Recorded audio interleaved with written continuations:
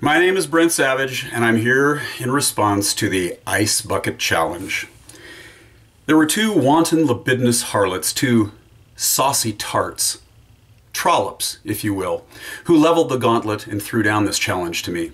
Heather Richter Thorpe, and a day later, Mary Maxwell Russert. Who has three names? Serial killers. I'm not saying that Mary Maxwell Russert, Heather Richter Thorpe, and John Wayne Gacy are connected. I'm also not saying they're not. The more you know. So, Mayor, Heath, your pathetic attempt to see me in a wet t-shirt won't work. Like I've not won every wet t-shirt contest in the greater Portland metropolitan area anyway. But I am on to your ruse, your clever attempt to deceive me. And I've got to confess, it was pretty impressive the way that you've constructed this entire fake viral challenge just to see my boobs. That's pretty elaborate, and frankly, who can blame you? And Heather, you specified in a white t-shirt. Why? What did you hope to see inside of a wet white t-shirt? My eyes are up here. I can't turn this off. Please remember that inside this delicious caramel exterior beats the heart of a real human being. One with hopes, dreams, fears, ambitions, aspirations, and a creamy nougat center. So, in short, I'm not going to play your little reindeer games, and I'll tell you why. But first, parents, I'd like to ask that you have children leave the room. We're going to have some objectionable content, and we're going to have a very adult conversation. Go ahead, I'll wait. Okay, we good? Because now this is going to get real. I will not respond the way that you expect me to, because I am not willing to whore myself out in any way.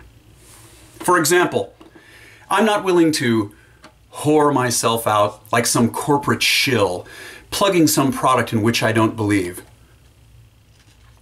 But on a side note, isn't a delicious Diet Coke from Carl's Jr. just the best on a hot summer's day? Furthermore, I'm not willing to whore myself out by engaging in acts that are beneath me. I will retain my dignity and not stoop to your level. And to be clear, I don't want to come across as some pompous windbag who perceives that he's superior to others because he has delusions of grandeur. No, I am superior to you because I'm better than you are. So, I will not be participating in your zany antics, in your wacky shenanigans, in your crazy hijinks and tomfoolery. No, no can do. Yeah, I just quoted Hall & Oates. They're an American treasure.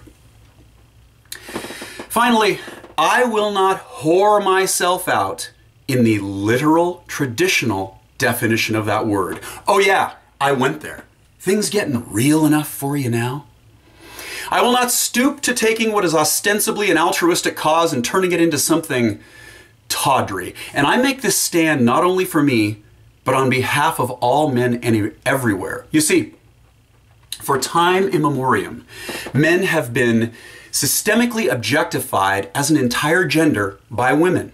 Oh, believe you me, in my 32 years of life, I've suffered the slings and arrows, the hoots, the hooting and the catcalls. Hey baby, wish I had a swing like that in my backyard. Hey baby, must be jelly 'cause jam don't shake like that. Hey baby, how's it going?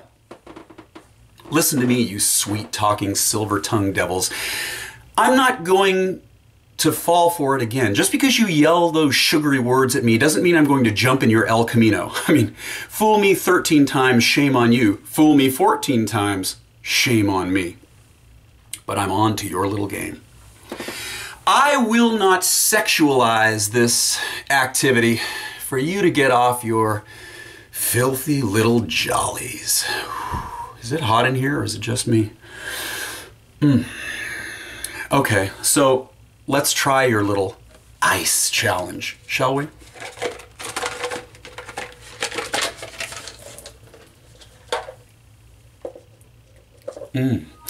Ooh, yeah, that is uncomfortable.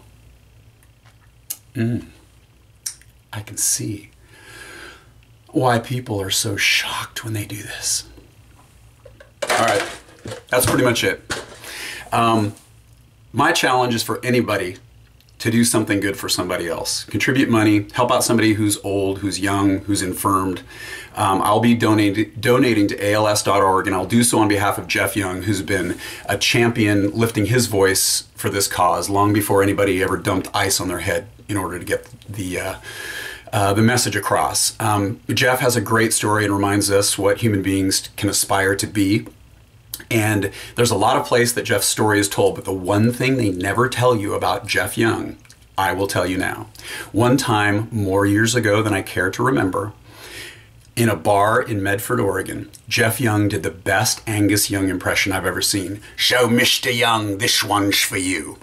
All right, now parents, I'd like you to leave and send your kids back in. Go ahead, I'll wait.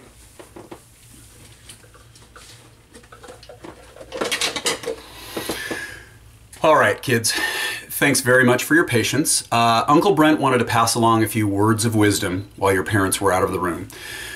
First off, and I don't know how this is going to land with you, but stay with me here. Your parents are basically worthless.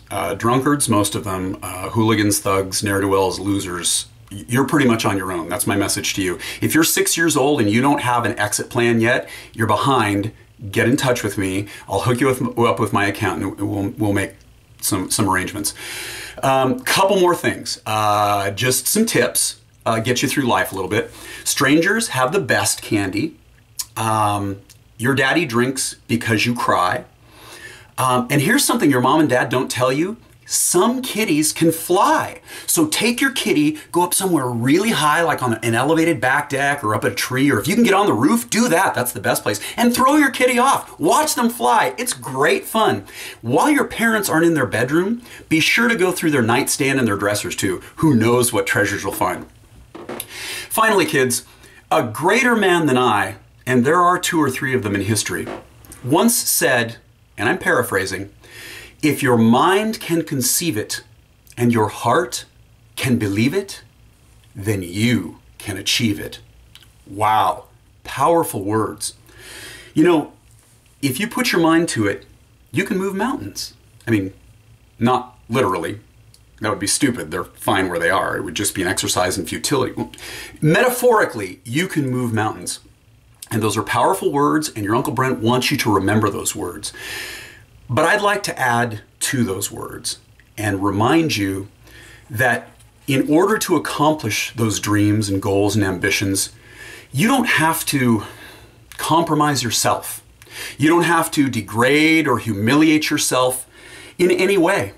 You don't have to bow to peer pressure. You don't have to do anything ridiculous to get attention. And when people try to push you there, don't go there.